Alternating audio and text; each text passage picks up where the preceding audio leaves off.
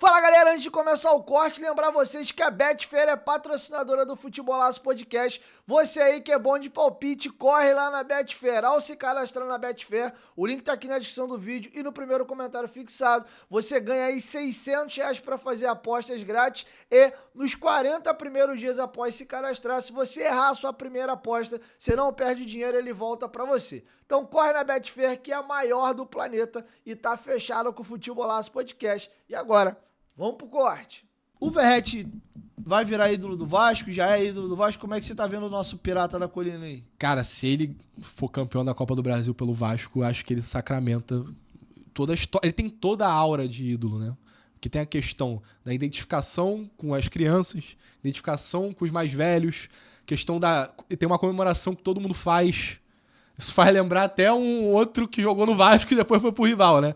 Mas o título e a importância dele no ano passado, cara. Pô, ano passado ele chega do Belgrano, no último dia de janela, já estreia contra o Grêmio fazendo gol.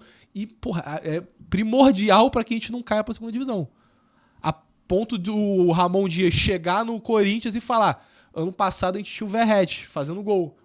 Hoje aqui no Corinthians eu tenho o Yuri Alberto, tenho o Pedro Raul, que era o que ele chegou lá e era a herança, né? A herança era o Pedro Raul.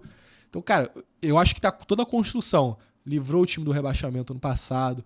Pô, artilheiro da Copa do Brasil, se eu não me engano.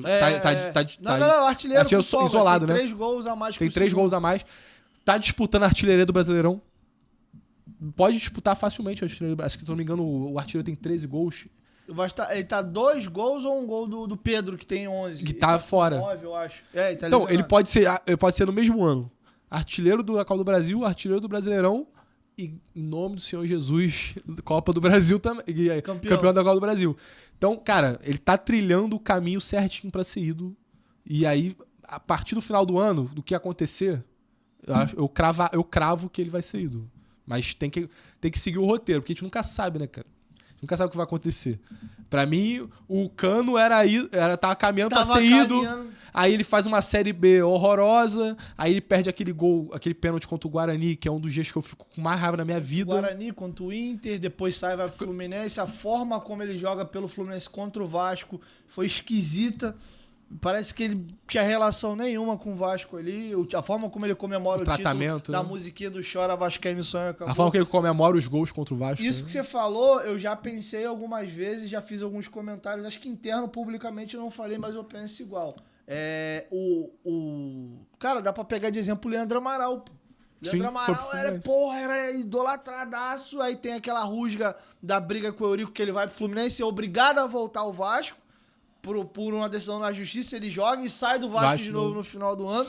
E é um cara que caminhava pra virar ídolo e arranhou a imagem dele pra caramba. Então, acho que a gente tem que esperar o livro fechar pra... Mas, com certeza, se vem o time... Cara, o Dedé, cara, é inimaginável. Não vou nem em 11. Quando o Dedé é vendido do Vasco pro Cruzeiro, é inimaginável você falar assim, esse cara vai arranhar a imagem dele ao ponto de perder a idolatria. O ídolo, pra mim, daquele time de 2011, em termos de identificação com a torcida, o maior era o Dedé. Sim. E hoje a torcida, eu recebi o Dedé aqui, eu fiquei até constrangido. Mano, o hate que a galera fez nele no episódio todo assim é surreal. Então, assim, eu acho que ele caminha muito pra virar ídolo, mas... Eu acho que tem uma coisa importante do Verratti que ele caminha pra ser ídolo também, é a questão da identificação com o clube dele. Tipo assim, ele abraçar o clube em si. Aí ele já falou ele que abraça as aqui. Causas. Ele, pô, ele tem... se eu não me engano, ele é amigo do filho do Dinamite.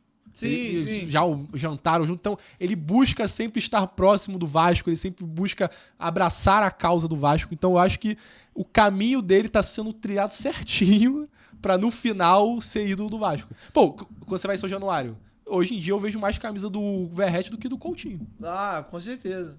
E pra mim, a referência do time é ele. Não, a referência do Vasco do disparado. O Coutinho é o cara da bola, mas com a torcida... É quem faz gol, filho, não tem como. A moral é com ele. Inclusive, quando tava ele e o Payet, pra mim não tinha nem discussão. Com o Coutinho, a coisa começa a dividir um pouco, a depender de como ele vai terminar o ano. E aí, galera, chegou até o final do corte, aproveita, dá essa moral e se inscreve. Nós gravamos novos episódios toda semana e os nossos cortes vão ao ar todos os dias. Então, se inscreve no Futebolaço Podcast para ter mais conteúdo e até o próximo corte.